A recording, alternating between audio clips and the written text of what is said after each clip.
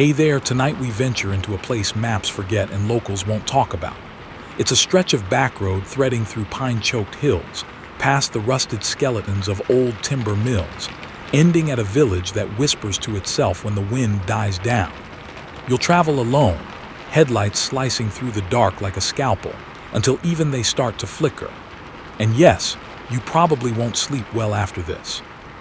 So before you get comfortable, take a moment to like the video and subscribe, but only if you genuinely enjoy what I do here.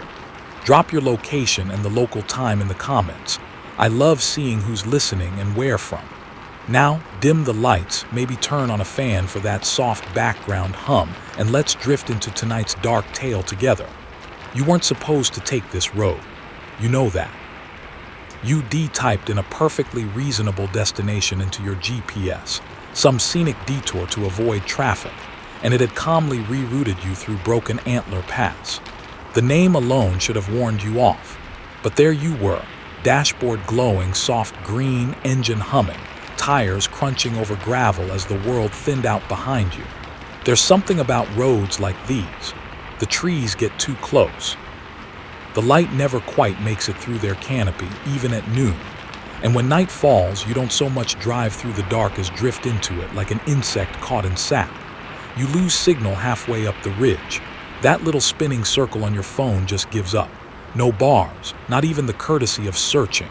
You're on your own now. The air outside gets oddly still, not quiet still. Even the crickets, those reliable soundtrack extras of any rural drive, go silent. You roll down your window to make sure, and the air that greets you smells like pine needles and old paper. There's a curve ahead, a wide one. You slow instinctively. The guardrail to your left is warped, blackened like it was in a fire, but only halfway. The other half still shines under your high beams, bright and clean, like someone polished it recently. You feel a weird pull in your gut, like vertigo but lower, as if the road's trying to remember what gravity is. Then you see it, a wooden sign nailed high into a crooked pine. Welcome to Marrow's End in letters so faded they look water-damaged.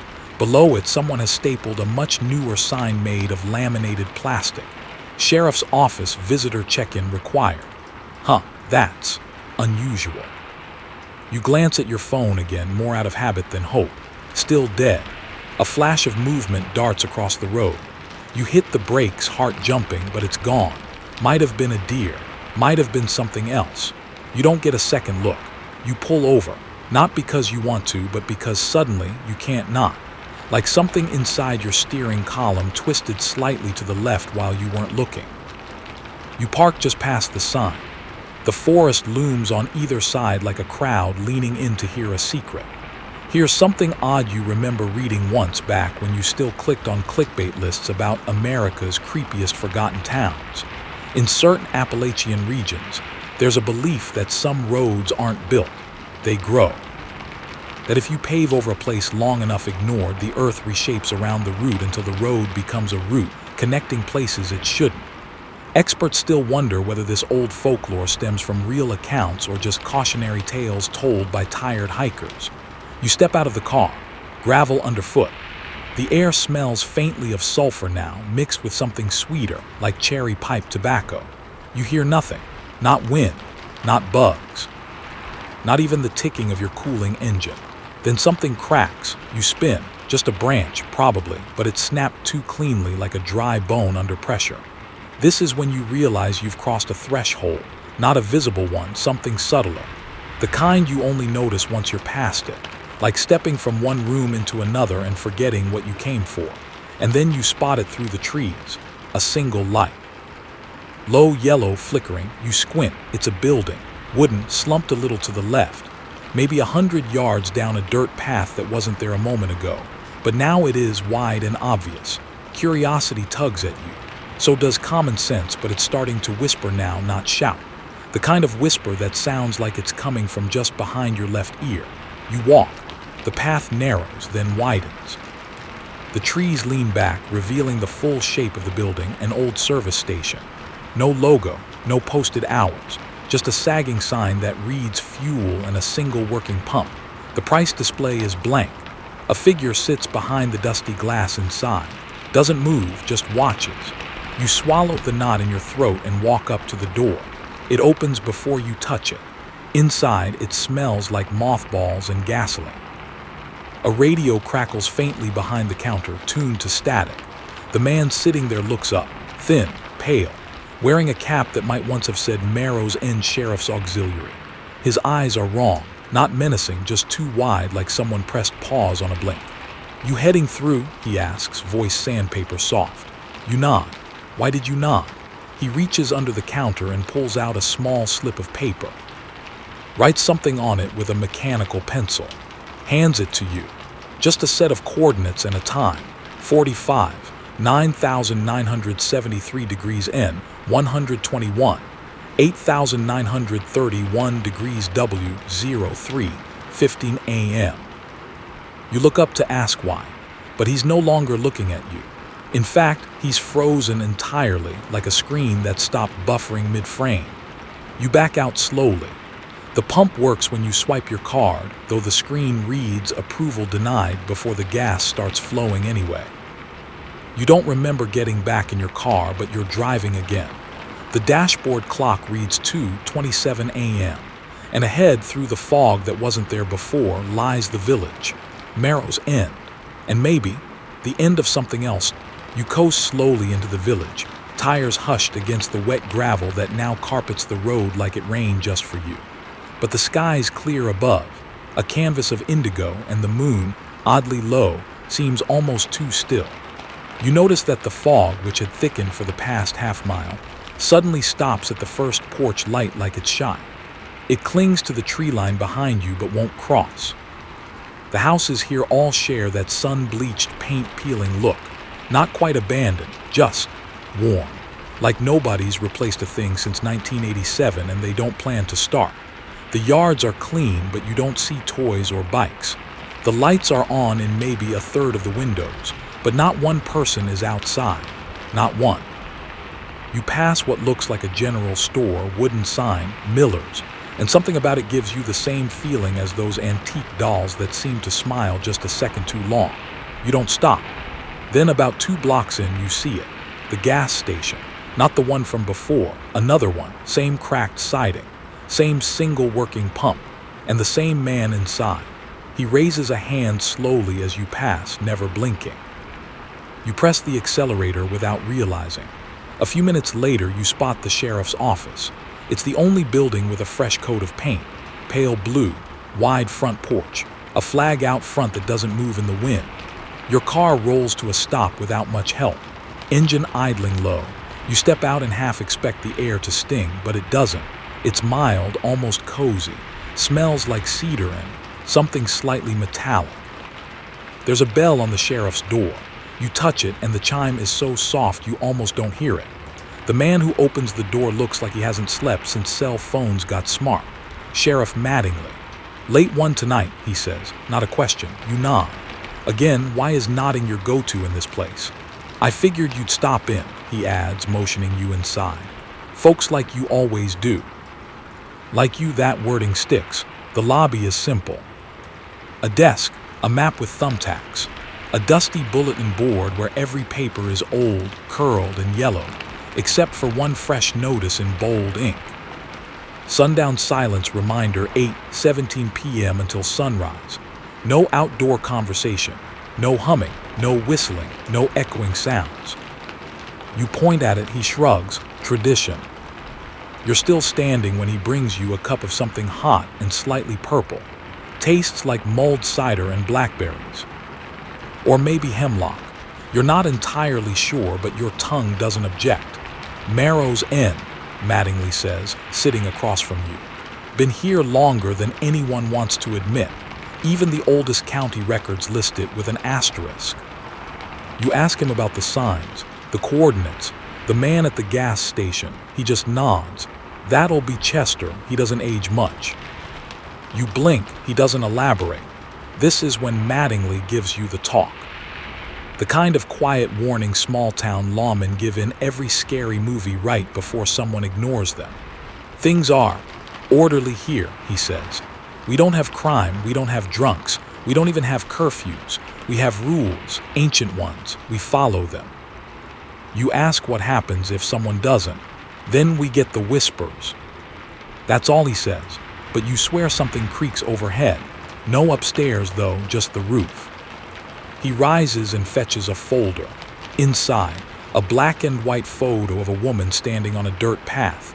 Early 1900s. Her dress is too clean. Her mouth is slightly open. Eleanor Bale, he murmurs. School teacher, new in town, 1911. You wait, never left. You glance at the window, suddenly unsure what left even means anymore. Outside, a street lamp buzzes softly, then fizzles out. Electric acts up at night, Mattingly offers. That's when you spot it, a flyer pinned under glass. Missing John R., tourist. Last seen near Broken Antler Pass.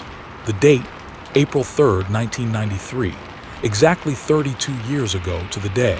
You ask about that, he simply says, some people leave too late, some don't leave at all. He leans forward, voice just above a whisper. When you go back to your car, drive slow. You'll pass 2 more gas stations. Don't stop, don't wave. If someone calls your name, it's not me. You blink, how would they know my name? He doesn't answer, instead he walks you out. The night air feels thicker, and there it is again. The first whisper, not words, just the shape of them, like a conversation on the other side of glass. You turn to ask the sheriff if he heard it, but he's already gone. You're standing alone on the porch. And down the street, the lights flicker one by one, like eyes closing. Somewhere in the world, there's an old Irish tale about crossroads and whispers. It says if you speak at a crossroad after midnight, the spirits might answer, but only with questions. And if you try to answer back, they'll never stop asking. Scholars still debate whether it was ever meant as metaphor, or if it's just been sanitized for bedtime retellings. You hear a distant click. Your car door, opening. You didn't leave it unlocked. Someone is sitting in the passenger seat. They look just like you, but with their head tilted too far to one side, like their neck forgot how to be human. You blink. Gone, just the passenger seat. Empty, you don't even run, just walk calmly to the car because something in your gut says panic makes it worse. You slide in, start the engine. It hums, soft and obedient. You begin to drive again slowly past the next intersection. And there it is. Gas station number 3, pump still glowing, and Chester waving, with both hands this time. You press the gas a little harder this time. Not enough to look afraid, but enough to make your tires whisper something urgent to the asphalt. The third gas station disappears in your rear view, but Chester's reflection lingers in the glass for just a breath too long. You don't look back again. The road curves to the right, guiding you through a part of the village where the trees are sparser and the houses stand closer together, leaning, it seems, toward each other, as if they're trying to whisper secrets behind your back. You pass homes with lit windows and drawn curtains, but they move. Not the wind, not your imagination. Someone or something is peeking out from each one, not watching the road, but you. You suddenly understand why your chest feels tight. You're the only thing moving, everything else is just waiting. The houses blur slightly as you drive, though not from speed. It's as if the buildings flicker between frames, 1 second present, the next slightly off. Just enough to make your eyes ache. You slow the car again as you reach the village square, a roundabout of sorts with a dry fountain at its center. No statue. Just a broken pedestal stained with something dark and old. To the left, a grocery store with fogged-up windows and carts chained together like prisoners. To the right, a bookstore, lights on. A sign that reads open, after dusk only. Straight ahead at the far end of the square, a cafe. Its sign swings in a wind you can't feel. The whispering mug. You pull over against every sane instinct in your body. You're not sure why. Maybe to gather information. Maybe you're hungry. Maybe part of you knows that whether you stay or go, the story has already decided to keep you. The cafe's door opens before you reach for it. Inside, it's warm, not welcoming, just, temperature-wise, a few old booths. A counter, the clink of a spoon, the smell of coffee but faint, like it's being brewed in another building. A bell above the door rings and nobody turns. 5 people sit in the cafe, 4 adults. 1 child, they don't eat. They don't talk, they just sit, each with a plate in front of them, a slice of pie, identical, perfect wedges untouched, forks in place. Napkins folded except the child, she's maybe 8, pale blonde hair in braids, wearing a yellow dress with a daisy pattern. She's chewing, slowly, deliberately, staring straight at you. You nod politely, she doesn't nod back. Instead, she tilts her head and whispers something behind her napkin. You can't hear the words, but you feel them, like a cold fingertip sliding down your spine. You sit at the counter. No one comes to take your order, but a cup of tea appears anyway. You didn't hear the pour, didn't see the cup placed. You glance around. One man at the booth, early 50s, slicked hair, suit too sharp, turns his head exactly 20 degrees in your direction and says, "You'll want to see the library." Then goes still again, like a statue trying to remember how to breathe.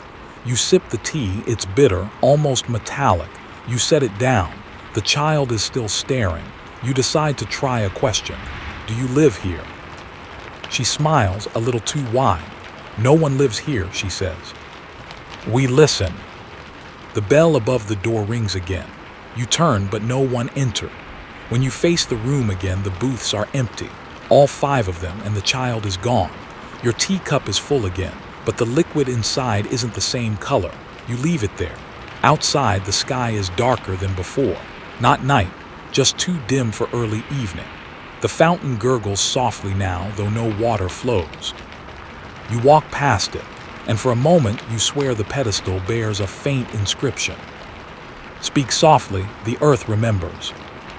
There's a legend in Nordic folklore about a town that disappears during the day and returns at dusk.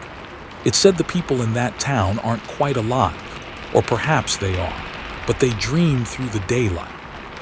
Some say it was inspired by ancient beliefs about Vetterfolk, nature spirits who take the shape of humans only during twilight.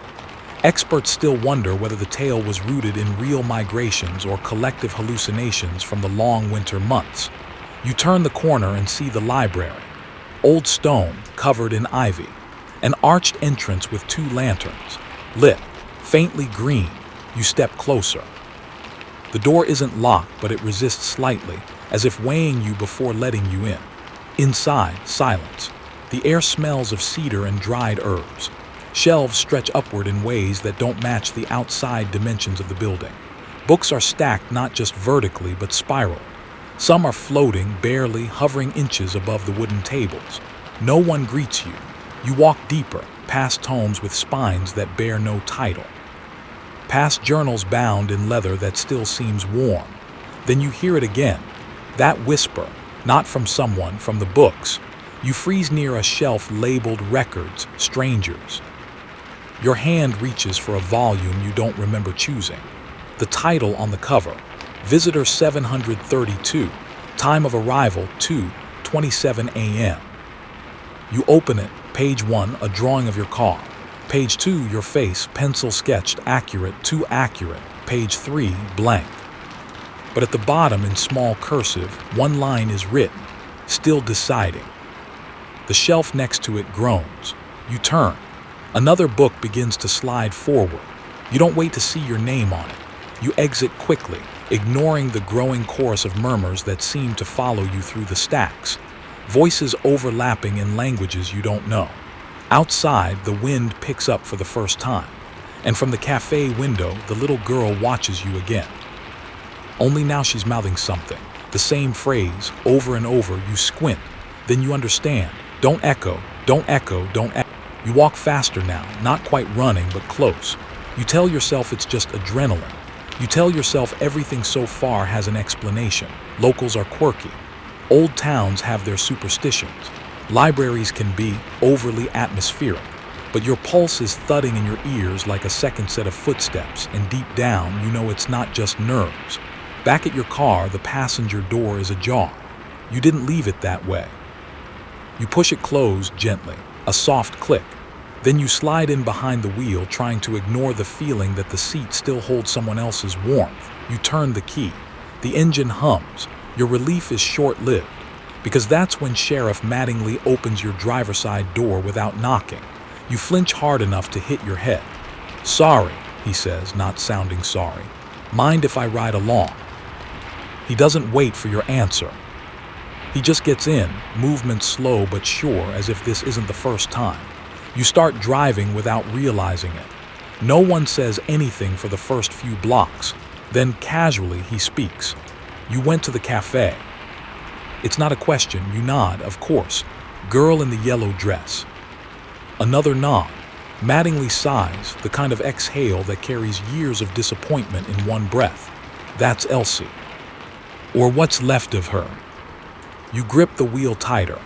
She died in 1957, he continues, on a night like this, choked on a blackberry seed, couldn't scream.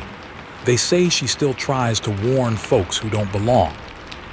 The silence stretches again, filled only by the low rumble of tires and the distant buzz of faulty street lamps. You gather the courage to ask what's happening in Marrow's End. He doesn't answer right away. Instead, he gestures toward the road ahead. You're exiting the village center now, headed toward what looks like a residential cluster at the forest's edge. Most towns, he begins, have a founding story, a date, a document. Marrow's End doesn't. It just appeared one day on old maps. Surveyors tried to find it, couldn't. Locals spoke of it like a rumor. Then one year, boom, there it was, fully formed. Like it crawled out of the soil when no one was watching. You pass a house with its front door open, just standing there in the dark like a mouth. No lights inside, no people, just a soft shhhhhh sound like wind, except there is no wind. Mattingly sees you looking. Don't stop, he says. Don't even slow down. You obey. The rules keep us safe, he explains. We don't whistle at night. We don't talk above a hush after sundown. We keep indoors, doors locked. No mirrors facing windows, no wind chimes. You glance sideways. Why the mirrors? He sighs again. They learn. You don't ask what they are. You're not sure you want to know. The car rolls past an old chapel. Its bell tower is slanted, the cross crooked, but the stained glass windows glow faintly, despite no light inside. That church has no preacher, Mattingly mutters. Not anymore. A pause. Last one said he could hear confessions in his dreams. Woke up one morning with scratch marks on his chest, in Latin. There's a widely known legend about a place in West Virginia called the Silent Hollow, where townspeople never speak above a whisper after dark. It said a traveling preacher once tried to hold a revival at night. He vanished. All that remained was his tent, ripped from the inside, and a Bible turned to a blank page. Some say the story is just local myth meant to keep kids quiet after dusk. Others think the preacher got exactly what he asked for. Scholars still debate whether Silent Hollow was ever real or just a cautionary tale woven into regional memory. You see a mailbox swing open by itself as you pass. Mattingly doesn't flinch. Ghosts, you ask, more to hear yourself speak. He shakes his head. Ghosts are honest. This place has.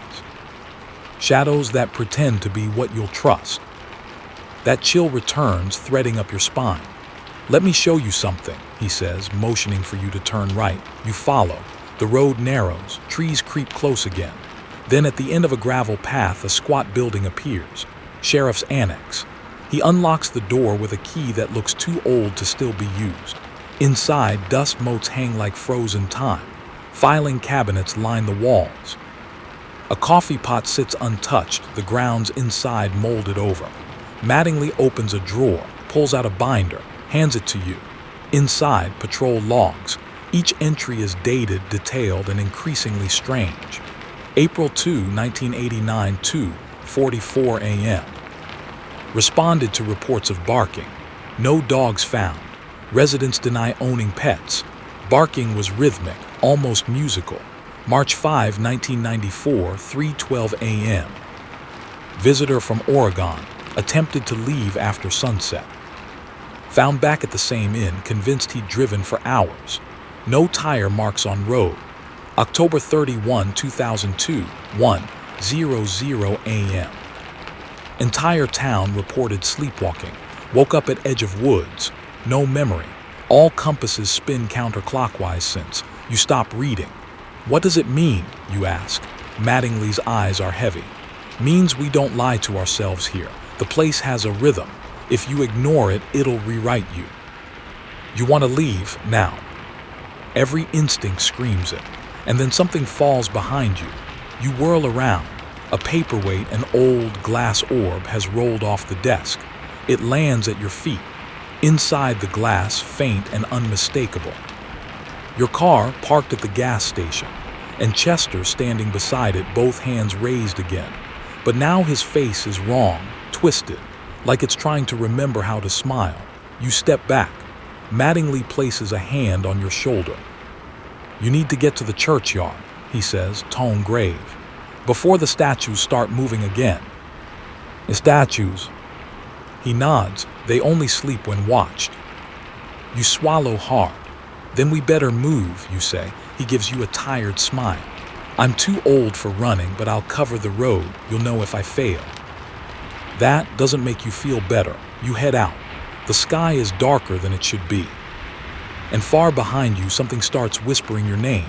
Twice. Don't echo. You walk quickly now, feet crunching on gravel as the road winds downward toward the older edge of town. You're not running, but the urge pulses just behind your knees, waiting to erupt. Sheriff Mattingly's words play on loop in your head. You'll know if I fail. What does that look like? You try not to imagine it. The path narrows as you descend toward what looks like an old stone fence, half swallowed by creeping ivy and years of rust-stained moss. Beyond it, the churchyard. At first glance, it's oddly serene. The grass is trimmed, the iron gate swings open without a sound, and a line of weathered stone benches sits beneath the skeletal remains of what was probably once a massive elm. Its limbs reach skyward now like brittle fingers caught mid-prayer. Then you see them, the statues, dozens of them lining the path, ringing the church steps, scattered in pairs beneath the trees. They look like saints, mostly some robed, some crowned, all in various states of wear. One's missing a hand. Another's face is rubbed featureless, like a coin used too long. But here's the thing. Every single statue is looking at you. You step forward, testing the ground like it might react. It doesn't yet. Somewhere nearby, a raven caws twice and then falls silent. You pass the first row of statues. Their expressions shift only subtly. A deepening of a frown here, a tilt of the head there, but it's enough. Your mind flicks to an old European superstition, stories of watchers, stone guardians said to trap souls that speak blasphemy on hallowed ground. Children were warned not to point at them. Don't make eye contact. Never turn your back. Experts still wonder whether these warnings were metaphors for divine reverence, or if they were rooted in real accounts of inexplicable disappearances near graveyards. You reach the church door. It's ajar, because of course it is. Inside, the sanctuary is choked with dust and dried lavender. Pews sit in neat rows beneath beams that creak slightly, but there's no wind. A single candle burns at the altar, though there's no sign of who lit it. Or why? Then you see it, another statue. But this one's different. It's not stone.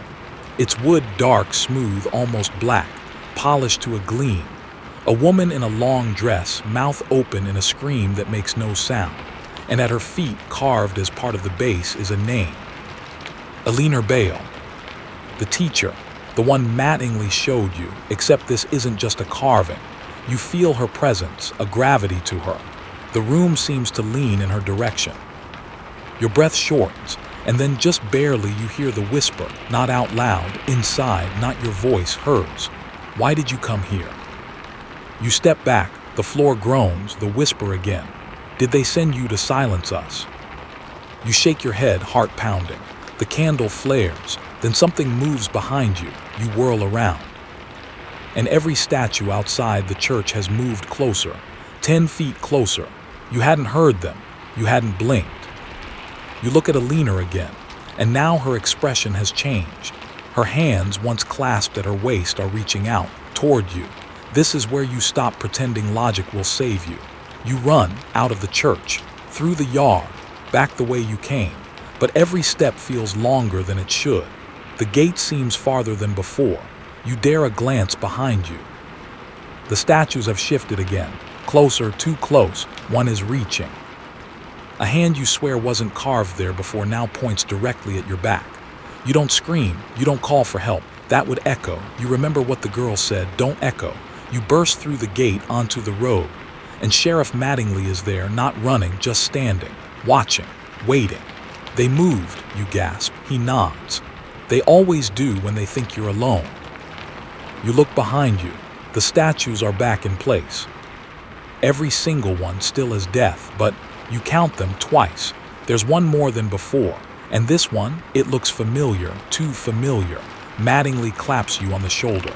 They remember faces, best not to visit twice.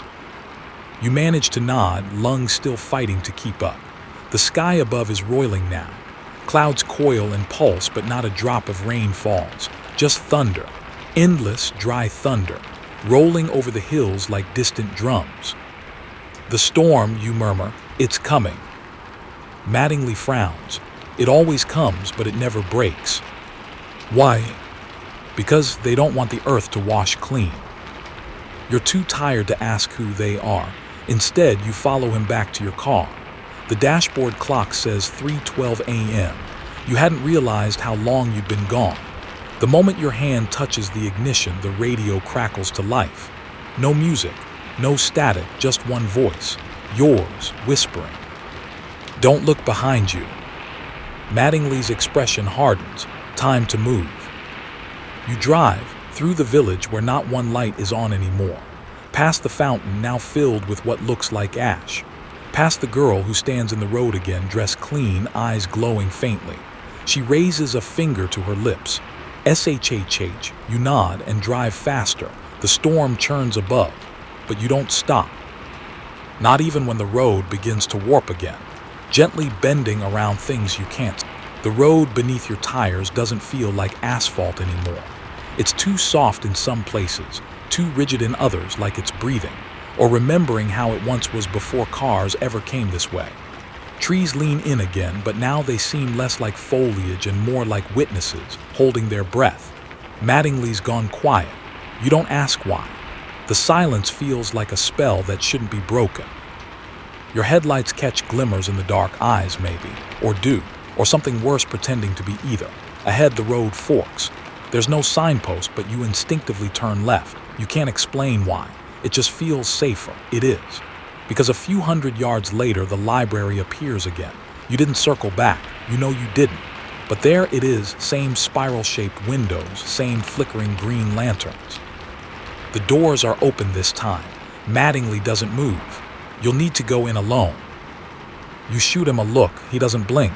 It asked for you. You open your mouth to protest, but stop, because the library is humming. Low, almost beneath hearing, like a throat clearing in another dimension. You step out. Again. The gravel underfoot seems softer now, like it doesn't want to remember your shape. The lanterns above the arched doorway pulse slightly as you pass beneath. You half expect to be stopped, like some ancient bouncer measuring your soul, but nothing blocks you. The air inside is colder tonight. The whispering more intense. No footsteps echo here. Just soft creaks from old wood and the rustle of pages that shouldn't be turning. You head deeper into the building. Books now hang in midair, dozens of them forming a spiral above your head. Their spines click softly as they rotate, like clock gears in a language of ink and paper. You pass shelves labeled fractured events, lost mouths, and unremembered departures. Then from the gloom, a figure steps out. Not Chester, not the sheriff, a woman. Pale, long hair the color of silver birch bark, dressed in a black robe stitched with symbols that squirm if you look too long. Her eyes are solid black, not hollow full, like wells of ink. She smiles faintly. Visitor 732, she says. Returned too soon. You don't recall ever being here before. She tilts her head. Your footprints didn't wash away. That's rare. You try to speak, but your voice dies in your throat. Not fear, just absence. The sound refuses to form. She walks to a nearby pedestal and sets down a large book. It thuds with a weight that feels spiritual, heavy with names. She opens it. The pages flutter on their own, stopping near the middle. Your name is there, but scratched out, violently. The village is testing you, she says. It has questions only you can answer. You finally find your voice. Why me? She leans forward. Because you're not tethered. Not yet. You ask what that means. Her smile fades. Some souls bind quickly, others resist. You've tasted both. There's a widely known ghost story out of rural Maine about a woman who appeared in the same library to multiple travelers over decades. Always in black, always holding a book. The legend says she asks a single question, and depending on your answer, either the book closes or never stops reading. Some say she's a test. Others say she's the library itself. Experts still wonder whether this tale began with a single hallucination or a real location now lost to the woods.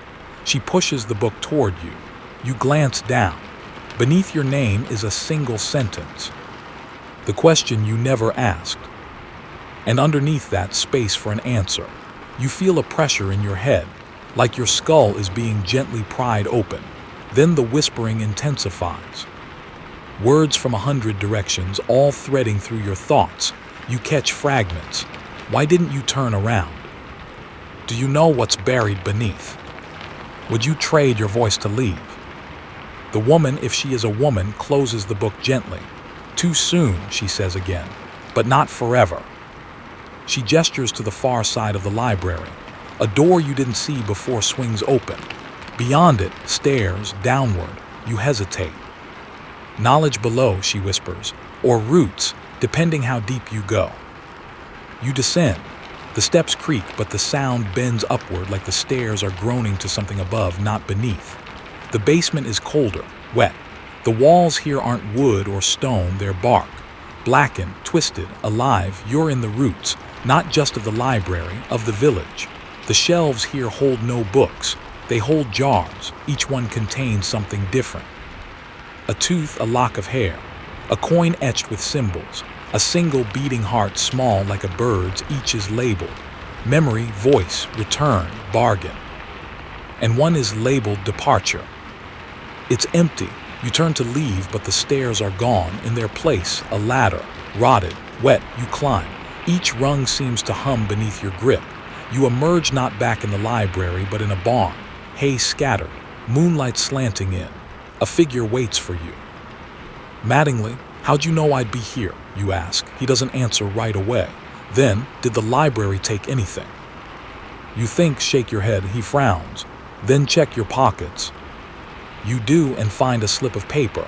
Final chapter due soon. The barn doors creak open behind you, and from outside someone is whistling. 3 notes, soft, minor key. Mattingly's eyes widen. Don't move, he whispers. Don't breathe. The whistling grows louder, not closer, just clearer, more defined. The way something becomes clearer when it sees you too. You press yourself against the barn wall, hard in your throat. Then silence. Sharp, final, complete. Mattingly exhales slowly. It passed. You ask what? He doesn't answer. You leave the barn and walk together to the car, neither of you speaking. Above, the stars have gone out, one by one. The sky is dark now, not clouded, just vacant, like something is swallowing.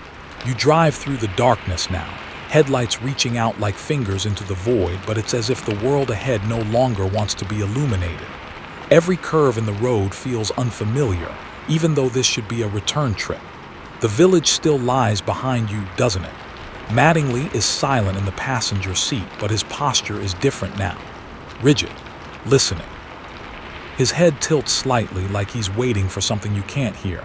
You try to speak, but your throat feels dry again, like the air here doesn't want to carry your voice anymore. The radio crackles to life. Not music, not news, a voice. Yours. Stop at the churchyard. They're waking again. You shut it off. Mattingly doesn't flinch. Ignore the copies. That's how they get a foothold. You want to ask what he means, but you spot a road branching off suddenly to the right, paved with pale stones that gleam faintly under your headlights. There's a wooden sign, freshly painted. Aliner's Rest, public welcome. Your hands turn the wheel before your mind agrees. The path winds up a low hill, curving through tall reeds and brush. The trees here are dead, not fallen, not diseased, just drained. hollow husks of trunks with no bark standing like burnt-out sentinels. You stop the car as you reach the top. There it is. The churchyard again, but this isn't the same one. The layout is reversed. The benches are in the wrong place. And the statues, they're different. You count 12 of them, all unfamiliar except one. The child, Elsie, now carved in stone, dress fluttering in some phantom breeze. She holds a scroll in her tiny hands. Mattingly doesn't get out of the car. He stays seated, breathing slow, eyes closed. You walk forward. Every footstep echoes too loud, as if your presence is the only thing real here. The scroll in Elsie's hands reads, "The uninvited must choose. Speak, stay, silence, stray." You glance back. Mattingly hasn't moved. You turn to the statues. They've shifted just slightly.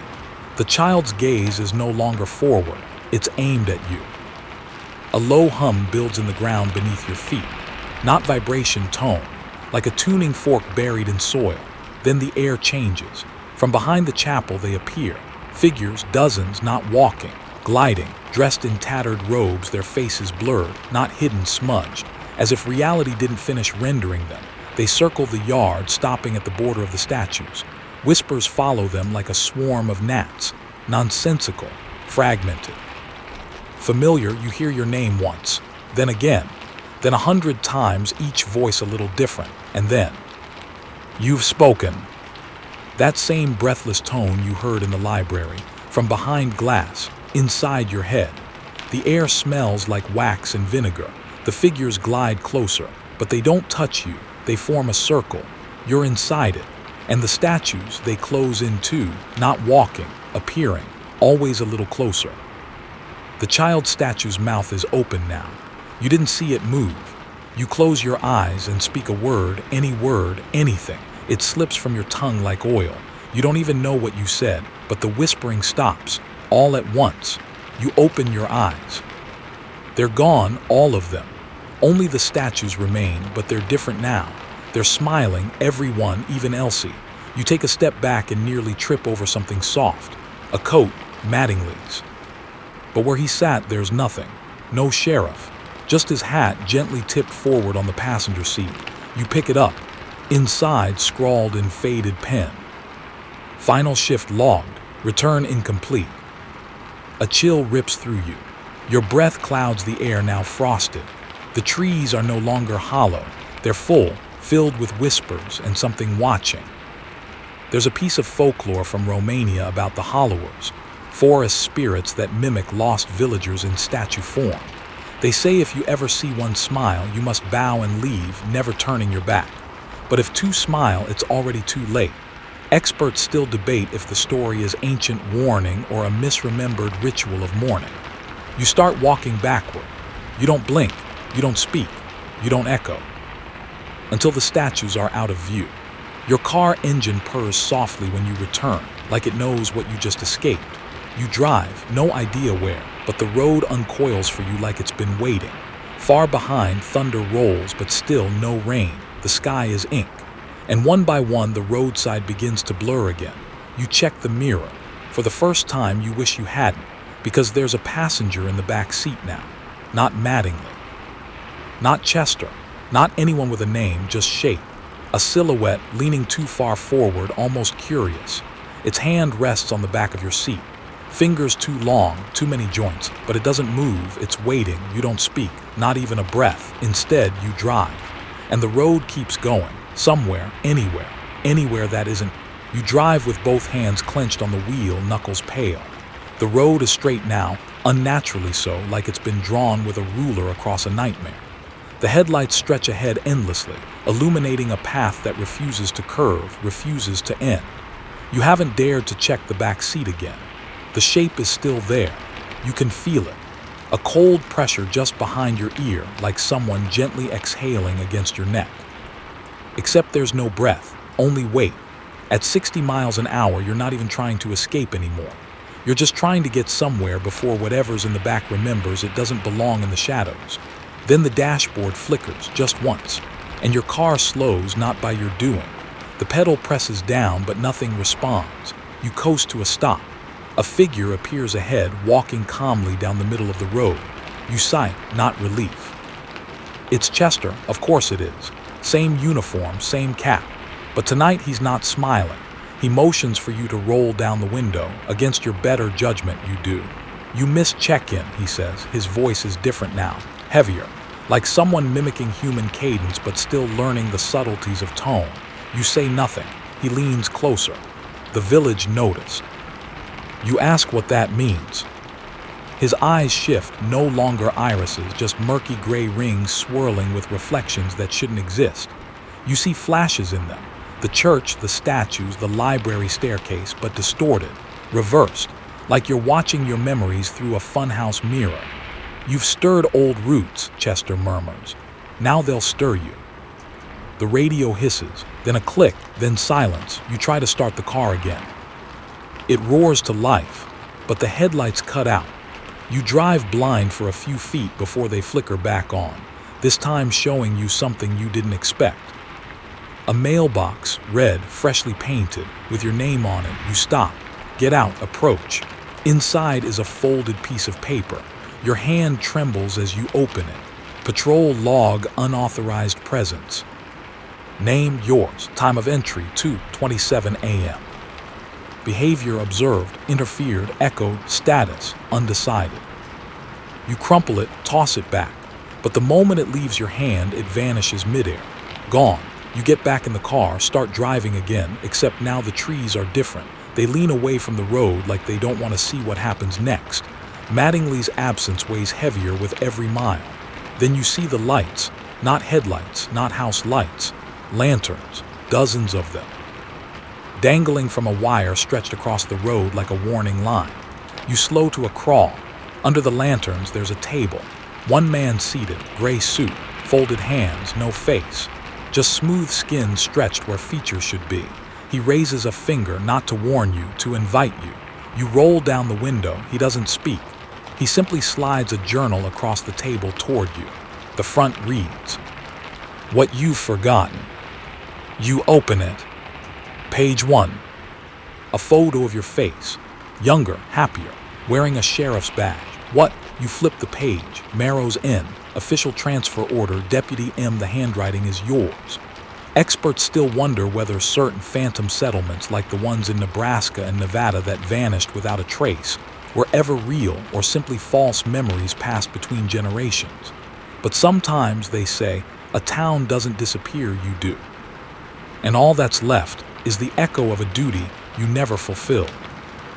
You flip another page, a name, Alina Bale, not just a resident, a record keeper, a witness, a warning. The faceless man tilts his head. You ask the only question that matters, who was I?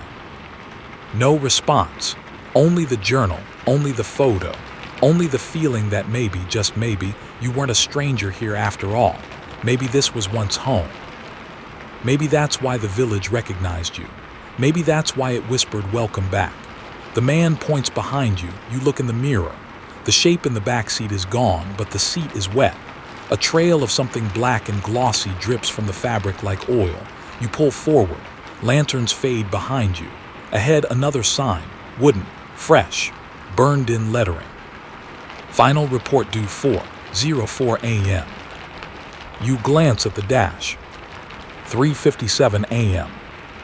You drive faster, not to escape, but to arrive. The road narrows again, flanked by tall cornfields that shouldn't be in season.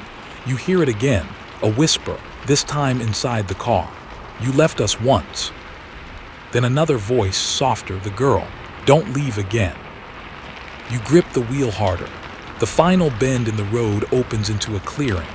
At its center, a structure, not a house, not a barn, a watchtower, black wood, no windows. A door that creaks as it opens without help. You stop the car, step out, approach. Inside, a desk, a typewriter, a sheet of paper already loaded, typed across the top. Final patrol, Marrow's End. And beneath it, summary. You stare at the blinking cursor. You do know why there's a blinking cursor on a typewriter, but you don't question it. You sit, you begin to type, one word at a time.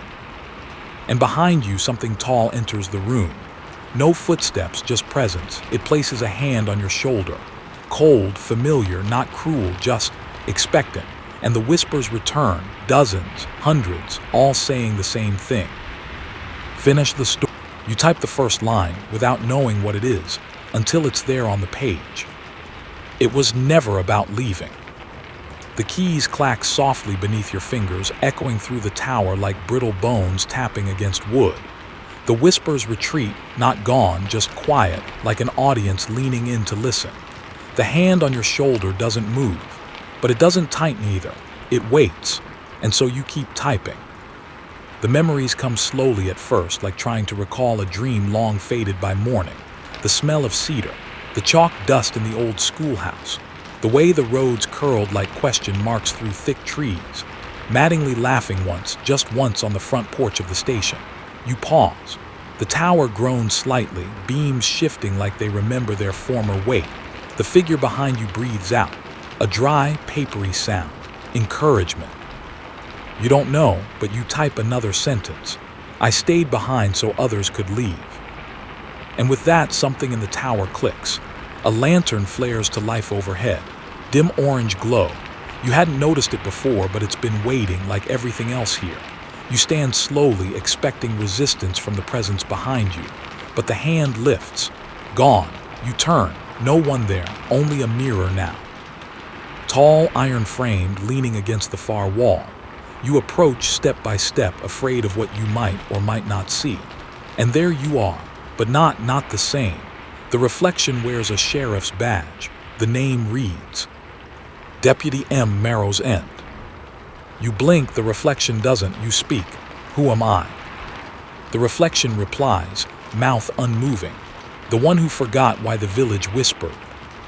You step back, the mirror fogs slightly. And from within that mist, a new reflection appears. A leaner, not carved, not still, just standing there, behind you and smiling. Do you see now? She whispers. You turn. The room is empty. You face the mirror again.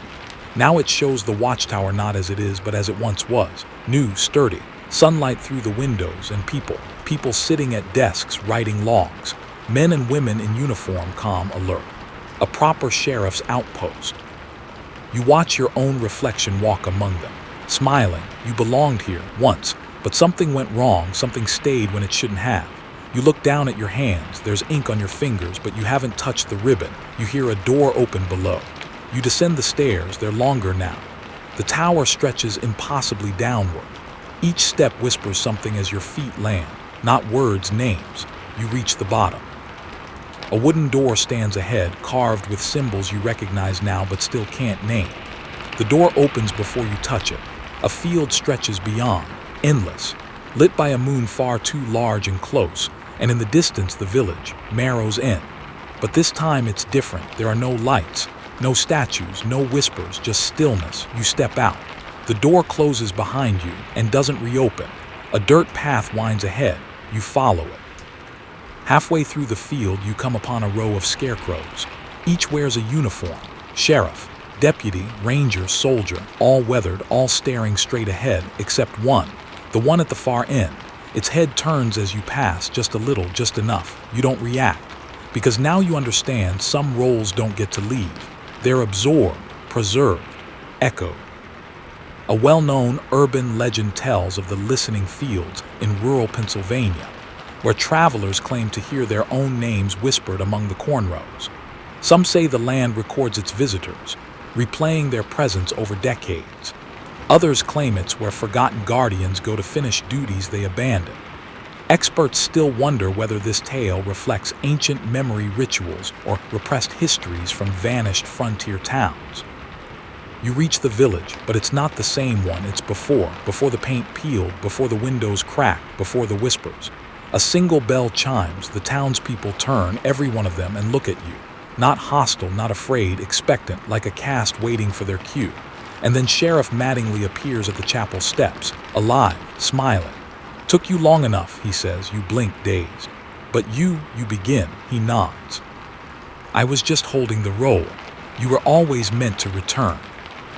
You step forward. He places something in your hand, a journal, your name on the cover, blank pages inside. Time to start logging again, he says. What happens if I refuse, you ask. He looks past you. to the road that never curves, to the forest that never ends, to the shadow that used to ride in your back seat. Then the whispers choose someone else. He turns and walks into the chapel. You're left standing at the edge of a town that isn't real but remembers being. The journal feels heavy in your hand. You open to the first page, and the ink begins to flow.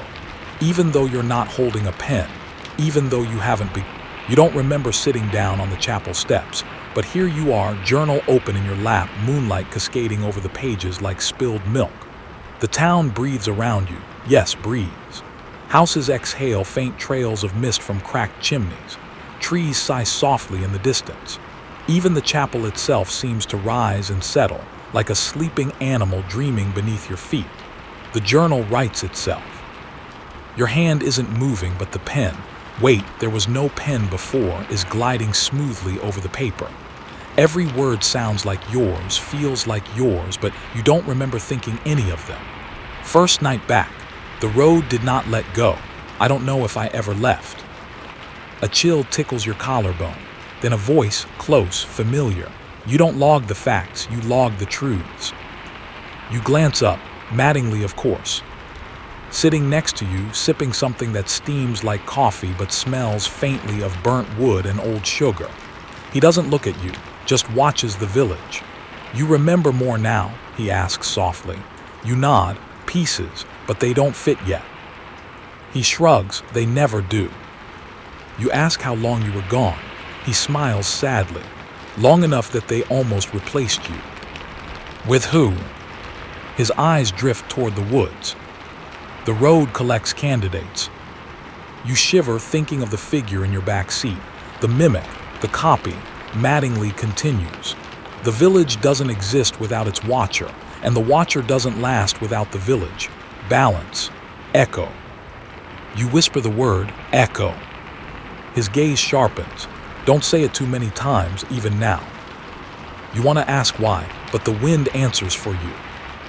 It shifts suddenly, just enough to make the weather vanes creak and the chapel's old bell moan in its tower. Then you hear it, footsteps, multiple, crisp, intentional, but there's no one on the street. Mattingly stands slowly. Stay here. You don't. You rise and follow him, journal tucked under your arm. The footsteps are getting closer. You can't see their source, but you feel them. Vibrations that travel through your ribs, not the ground. Then something glides past the corner of your eye, too fast to identify, but the air behind it is colder, and the chapel door, open moments ago, is now shut. You step into the street. All the windows in town are lit now, but no one inside moves. No silhouettes, just light, like the houses are pretending to be alive. Mattingly draws something from his coat, a pocket watch. It ticks, but too slowly. Almost 4, he mutters. They'll start testing you soon. Who? The ones who never finish their logs. They linger. He nods toward the edge of town. You see them now. Figures, limping, floating, crawling, each with a journal clutched in broken hands. Some whisper, others hum. One simply laughs over and over, mouth stretched far too wide. They're patrolmen, Mattingly says. Failed ones. You feel the journal in your arms grow warm. Not burning, waking. They want your pages, he says. Empty ones. You back away, but Mattingly puts a hand on your shoulder. They'll come closer. They'll ask questions. Don't answer, not even with your thoughts. If they get your mind to echo, they enter. Echo again. Always echo. In old Greek myths, Echo was a nymph cursed to repeat only what others said, until she faded into nothing but voice. But some versions suggest she wasn't cursed, but changed. Transformed into a boundary between thought and voice. Experts still wonder whether Echo's story was metaphor for loss, or for something more ancient, a warning against answering voices that don't belong. The patrolmen come nearer. One drags a leg that isn't attached. Another hovers upside down, journal pages fluttering like moth wings. And one you recognize, your own face. Mouth sewn shut with thread that pulses. It points at you. The others turn. Your journal pulses. Mattingly steps forward. Get to the crossroad, he says. Take no turns, speak to no one. Burn nothing. Follow the cracks in the road. They remember where you started. You hesitate. He yells now, first time you've heard him raise his voice. G.O. You run. The patrolmen move faster than you'd expect. But they don't chase, they follow. There's a difference. Your feet pound the earth and the road cracks slightly beneath you with every step, tiny fractures glowing faintly blue. You follow them. Left. Left again. Down a hill you didn't see before. The wind howls. You hear whispers again, but not like before. Now they're your voice, saying things you've never said. I forgot the girl's name. The library knows I lied. I let Mattingly fall. You grit your teeth. They aren't true, are they? The road ends at a crossroad. No signs. No lights, just 4 paths, all identical. You freeze, then you notice it. One crack, thin, luminous, stretching forward. The only one. You follow it. The world around you warps slightly, like heat rising off pavement, but cold. With every step, the voices grow dimmer, until silence. Not quiet, silence. A void that presses into your ears like water. You walk faster, then run. Until the crack disappears beneath your feet, and the village is gone. You collapse onto your knees. The silence around you is suffocating, like someone removed the air from the world. Even your heartbeat sounds wrong, too soft, too far away, like it's happening to someone else. You don't know how long you've been running. The crossroad is gone. So is the crack in the road. And so, it seems, is the village. But you're not free, not yet. Because as you rise, your legs trembling, you realize something unsettling. You're still on a road, but it's not the same. This one is paved in gray tiles, uneven and cracked, like something built it from memory, not concrete. The trees lining it don't sway. They watch, every leaf perfectly still. You start walking again, not because you know where you're going, but because something behind you might remember where you've been. Eventually, you reach a clearing. In its center, a fountain, but this time it's full. Water flows from the mouth of a horned stag carved from bone-white stone. The liquid is clear but smells faintly of rust and chamomile. You approach, etched into the fountain's base. When the sky stays dry, the ground will speak. That's when you hear it, a voice coming from beneath the fountain, not words, breath. Like something alive is exhaling under the stone. Then thunder cracks above you. You look up. Still no rain, still no storm, just that black, boiling sky. Rolling, writhing, waiting. The same storm that's been threatening since the beginning. Still it doesn't fall. You remember Mattingly's words. It always comes, but it never breaks. You turn back toward the trees, and now you see them, figures just standing there. Lined up at the edge of the clearing like statues that wandered too far from the churchyard. And at the center, Elsie, the girl in the yellow dress, but not stone this time, real, breathing, eyes glowing faintly. She speaks, and her voice cuts through the silence like a blade. The storm is held back by silence, if it hears too much. She trails off. You step closer. If it hears too much, what? She shakes her head. It remembers. And when it remembers, it chooses. The ground beneath you shifts slightly. A tremor. Not enough to knock you over, just enough to let you know you're not standing on earth anymore. You kneel, press your hand to the soil. It's pulsing, like a heart. Elsie speaks again. We're not a village, we're a barrier. You freeze. The library, the statues, even the rules, they hold it back. She walks toward you now, barefoot, no footprints in the soil. Every story told, she says, is a patch on the veil. You stare, so the logs. She nods. They aren't reports, they're rituals. You feel the journal in your coat grow heavier. The pages rustle, even though there's no wind. You pull it out. The cover is darker now, almost black. It trembles in your hand like it's trying to speak. Elsie steps back. The last visitor let the storm in, spoke its name. Tried to write it down. And what happened? She looks up at the sky. It got close. You hear a sound like sobbing, but it's the trees. The branches are twitching, jerking like trying to flee, but rooted. Then a voice, deep, wet, massive, not in your ears, in your bones. You return. The sky tears slightly. A seam of pale white opens in the clouds. Lightning, but no light, just shape. A long-limbed shadow, unfurling in the sky like something ancient stretching after a nap. You back away, nearly falling into the fountain. Elsie places her hand on your journal. You must write it shut. You shake your head. I don't know how. She smiles, small and sad. It doesn't matter, you've already started. You open the journal. The pages are no longer blank. They show scenes you didn't witness, faces you didn't meet, moments you didn't live. You realize they're not yours, they're others, all those who came before. Mattingly, Chester, the faceless man at the lantern table, the humming woman in the tower, all of them, each one filled pages. Each one held the storm back a little longer. Now it's your turn. You drop to your knees beside the fountain. You press the pen to the page. The wind begins to howl. The shadow in the sky grows clearer, more real. Too many eyes, too many mouths, each one listening. You begin to write. Not words you understand, just names, memories, smells, regrets. Each sentence feels like you're cutting something from yourself and sewing it into the fabric of the book. The thunder stops, but the air is heavier now, like a storm about to fall. And then, stillness. Elsie kneels beside you. She places something in your hand. A key, old brass, warm. What is this? The final entry, she says. You'll need it. The journal glows faintly, then closes on its own. You try to open it again, but it's locked. Only the key fits now. You pocket it. The figures at the edge of the clearing begin to bow. Even the trees seem to lean forward. The fountain goes silent. The breath stops. Above, the clouds close their scene.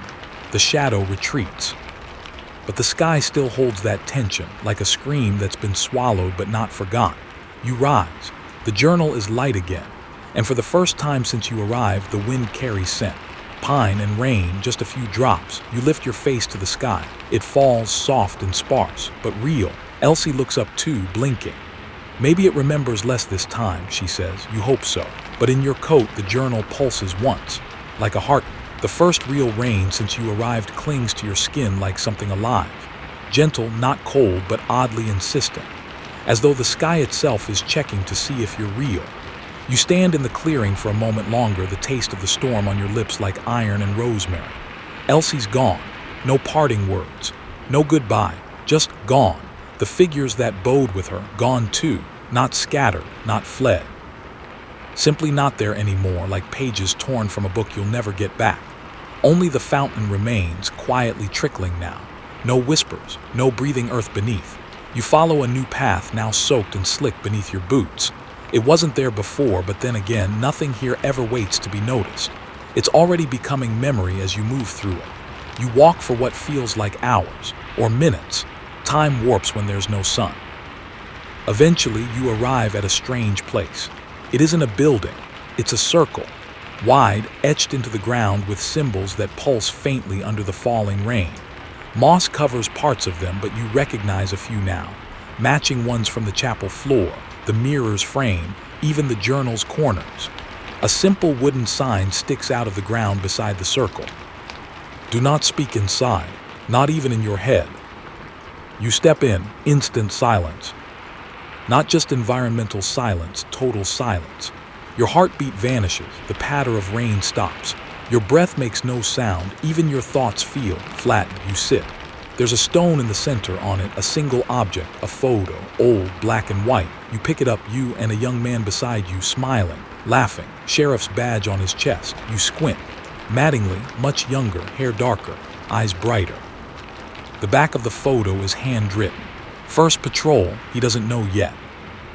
You look around, startled, but the circle remains empty. Then something moves at the edge of your vision. You snap your head to the left. Nothing but a memory emerges unbidden. You handing a badge to someone. Mattingly. Only you were the sheriff then. He was the new deputy. He was your deputy. The journal didn't lie. You had been here before. You had been part of this, but somehow the place had let you forget. Maybe to protect you, or maybe so you'd come back willingly. You leave the circle, the silence peeling off your skin like gauze. The rain returns steady now, softer, washing something away. You follow the path downhill. Your steps begin to match a pattern, rhythmic, like a patrol route you once walked. Then lights. Dim, yellow, familiar. It's the gas station again. but not Chester's. No lights on inside, no figure watching, just the pump still blinking slowly. You approach, and there, taped to the glass, a handwritten note. Sheriff Mattingly, route complete. The door is unlocked. Inside, a radio sits silent on the counter. Your hand reaches for the knob instinctively. Click. A voice, yours again, but not current you, a past you, requesting backup. Stranger at Broken Antler Pass. They know my name. Then silence, then. Sheriff down, I'm the last one left.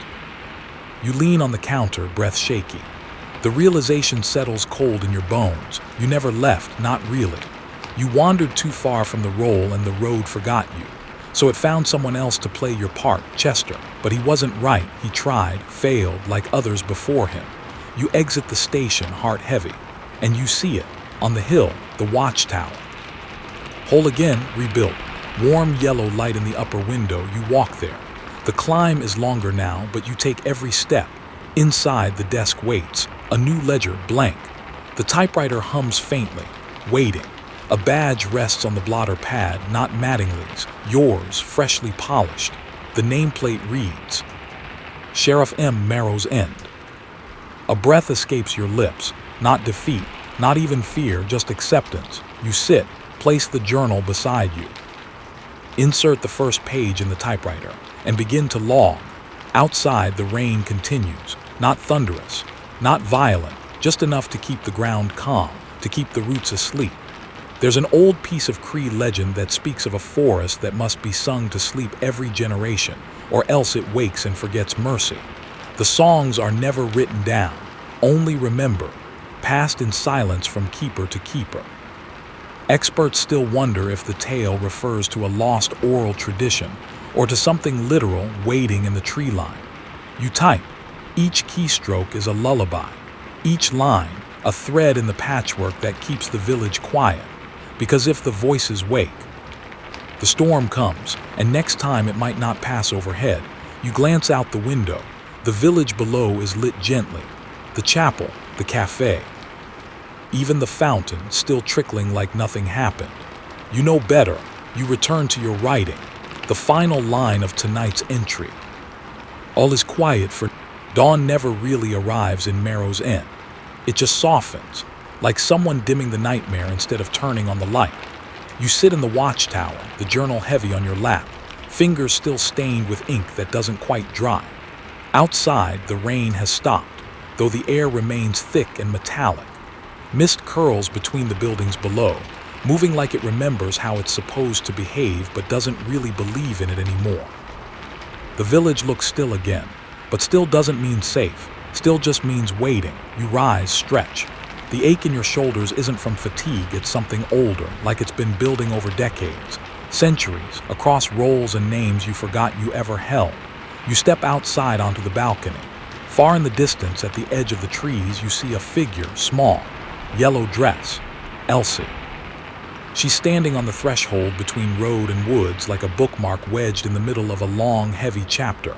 You blink, she's gone. You head back inside. There's a new note on the desk, typed, clean paper, crisp ink. You didn't write it. Final test approaches. Patrol the edge. Watch for the double shadow.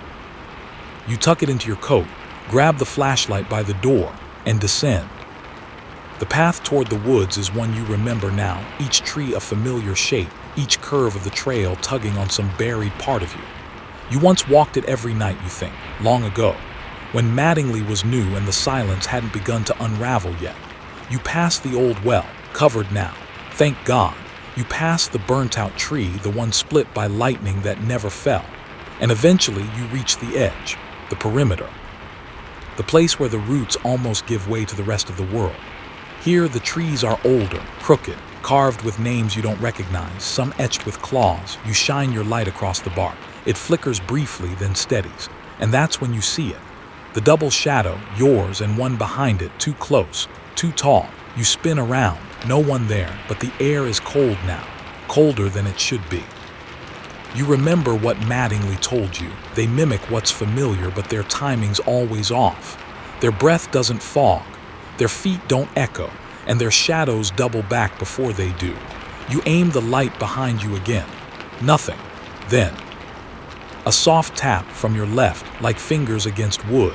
You whip the beam to the side, a figure not quite human, slender, pale, wearing a replica of your jacket, your boots, your face, but wrong. The mouth too wide, the eyes not blinking, it doesn't speak. It just raises a hand and points toward the village, and smiles. Your flashlight flickers again. You take a step back, it takes none. Instead, it lowers its arm and crouches slowly, hands splayed flat on the forest floor like it's tasting the soil. Then it begins to hum. 3 notes, flat, discordant. You know them. The same ones you heard whistled outside the barn. The same ones Mattingly warned you about. You cover your ears, but the sound doesn't come from outside anymore. It's in your bones. Your flashlight dies, and in the darkness, a whisper. You let the key fall. You fumble at your coat pocket. It's empty, the brass key gone. You panic, spin in circles looking for any glint, any clue. Nothing. Then you hear her, Elsie, soft, distant, urgent. Follow the flickers. Don't trust anything that calls your name. You run downhill, through brambles that don't cut, only cling. The village lights are flickering now, one by one, like blinking eyes. You reach the main road just as the cafe's lantern dims out. Then the chapel, then the gas station, and finally, the tower, gone like it was never there. You stagger. The world shifts around you, buildings rearranging subtly, paths curving in ways they didn't before. Like a dream catching itself in a lie. You stand at the center of the roundabout, the cracked fountain now dry again. And then, a shape emerges from the mist, tall, familiar, Sheriff Mattingly, or so it seems, until you realize he has no shadow, and his badge reads, Return DNIED. He raises a hand, palm up, revealing the brass key. Only it's not whole, bent, burnt, cracked down the middle. He speaks, not aloud, inside you. What will you trade to seal the gate? You don't answer, you can't. The village is watching. Every window now glows red, not light, heat. You feel the earth groan, the storm above pulses again, waiting. It remembers, and then, a choice. 2 paths open behind the false Mattingly, one paved in broken journals and cracked mirrors, the other lined with empty uniforms, each one with your face. You realize what they are, not warnings, outcomes. You've walked this path before. Many have, some failed, some forgot, some were forgotten on purpose. The only way to stop the repetition. Write the end, even if it costs your memory again, even if it costs more. The false Mattingly steps back, waits. Rain starts again, this time heavier. The ground drinks greedily. You kneel, open your journal.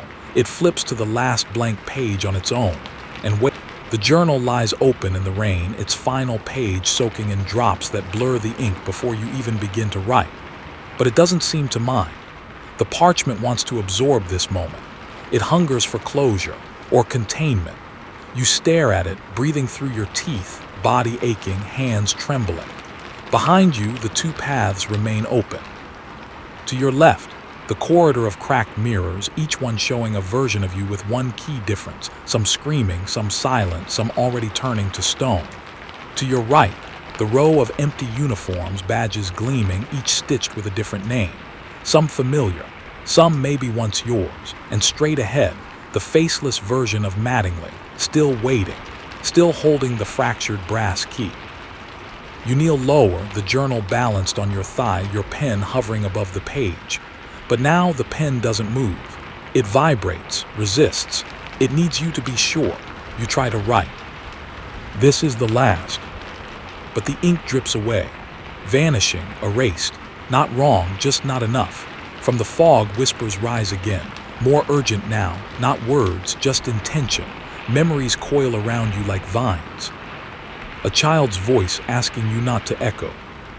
Statues that moved when you weren't watching. The weight of a journal you didn't remember writing. The promise you made without speaking it aloud. One of the patrolmen emerges from the fog, mouth sealed shut, eyes wide and wet. They kneel beside you slowly, reverently. Place a torn scrap of cloth into your hand. It's yours. A shoulder patch, faded. It reads, Caretaker. Not sheriff, not deputy, just caretaker. You look up. The patrolman is gone, so is the false Mattingly, but the key. It rests gently on the fountain's edge now, no longer cracked. Mended, whole, you pick it up. And this time your pen moves freely. You write. We were never guarding the village. We were keeping the village from remembering too much of itself. Every whisper, every statue, every curfew, it wasn't for us. It was for it. The storm that never breaks. The memory that never forgets. The hunger that always listens. Your hand cramps as the ink sinks into the paper like blood into soil. You continue. We log the patrols not to protect the town, but to teach the space between stories how to sleep again. We are echoes that answer softly, because if we shout, it will awaken. You stop, let the rain hit the paper, let it seal the words, and then you insert the brass key into the spine of the journal. It clicks, faint, final. The book closes on its own, and the ground exhales. Yes, exhales. A wind rushes from beneath the fountain, rolling outward in every direction. Windows slam shut. Statues groan and shift backward into stillness. Trees straighten slightly. The mist curls inward, then evaporates with a hiss. Above, the clouds split, but not with lightning, with light. A pale, dawn-gray glow spills over the rooftops like memory bleeding back into place. Not mourning. Not yet, but the promise of it. The journal in your hands is now bound tight. The nameplate on its cover no longer blank. Caretaker M, entry sealed. You rise, and at your feet a path forms, not like before. This one is clear, straight, lined with salt and cedar branches, marked with sigils you don't recognize but understand all the same. It leads to the edge of the forest, the true edge. The one you never found before because you weren't ready. Now it waits. The wind behind you is calm, the whispering gone. The village holds its breath one last time as you take your first step down the final road. But halfway there you stop, turn just once. And there in the window of the chapel stands Elsie. She holds up a single finger and mouths, "Thank you." Then she fades, like the end of a dream just before you wake. You smile. Turn back and walk, each step lighter, each breath your own again. No shadows behind you, no echoes repeating, only silence and the long road forward. You cross the boundary with no fanfare, no flash of light, no tear in the sky, just a step, left foot, then right, and suddenly the road is real again. The air is lighter, the trees don't watch. The silence isn't holding its breath, it's just quiet. Somewhere behind you, Marrow's End seals itself. No final warning, no whispered goodbye, just the sense that you've been allowed to leave. For now, you walk until you find your car. Right where you left it. Engine cool, doors locked. The radio dead silent, you almost laugh. It's the most normal thing you've seen in what feels like days. You check your phone. Battery at 1%. No signal, but the time flashes. 4:04 a.m., just like the note said. You slide into the driver's seat. Grip the steering wheel. Your hands are still shaking, but not from fear, not anymore, from release. You take one last look at the forest in your rear view. The mist has vanished. Only trees now. Normal ones. You turn the key. The engine roars to life like it's missed you. Headlights sweep across the road. Empty, you drive slowly at first, then faster. Each mile marker feels more solid than the last. The world doesn't blur, it remains. And finally, you see it. The sign, faded, wooden, crooked, but still there. Thank you for visiting Marrow's End. But something's changed. A new sign hangs beneath it. Fresh paint, sharp lettering, caretaker on duty. You grip the wheel tighter, because you know now you'll never fully leave. Marrow's End isn't a place, it's a responsibility. One that passes from hand to hand like a journal with infinite final pages. You were chosen, or maybe you were always coming back. There's an old Slavic tale of a village that only appears to those who need to remember what they once promised to forget. It's said if you find it, you're either being punished or trusted. Experts still wonder whether the tale is metaphor for atonement or a coded map hidden in folklore. The sky ahead is blooming pale gold now. Real dawn. This time you can feel it. Warm, slow, kind. You don't know where you'll go next. Back to your life, maybe, if it still fits. You check the passenger seat. The journal rests there, locked but warm like it's dreaming, and on top of it, the brass key, whole, untouched. You smile because you understand now. You weren't just a visitor, you were the narrator, the witness, the one who logged the silence. And as long as you remember not to echo, you'll be okay. You drive on, not away, just forward. Because the road doesn't forget, and neither do you. You made it through, somehow. And even though your room is probably the same temperature and the same furniture surrounds you, it all feels a little off now, doesn't it? Maybe it's the light, or maybe it's the silence. That soft, empty hush that's settled around you since the story ended. Let's just hope nothing's whispering. And if you hear your name tonight, don't answer right away. Wait. Listen first, because some echoes aren't yours. And if you find a journal you don't remember buying, maybe with a page missing or a sentence already half written, don't finish it. Not until you're sure it's meant for you. Because once the story starts remembering you, well, sleep tends to get a little more complicated after that. Thanks for keeping me company tonight.